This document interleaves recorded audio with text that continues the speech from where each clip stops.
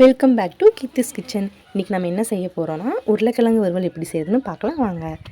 First வந்து அடுப்பு பற்ற வச்சுக்கிட்டு கடாயை வச்சுக்கணும். கடாய் நல்லா ஹீட் ஆனதுக்கப்புறம் தேவையான அளவு ஆயில் சேர்த்துக்கலாம். ஆயில் நல்லா ஹீட் ஆனதுக்கப்புறம் தேவையான அளவு கடுகு சேர்த்துக்கணும்.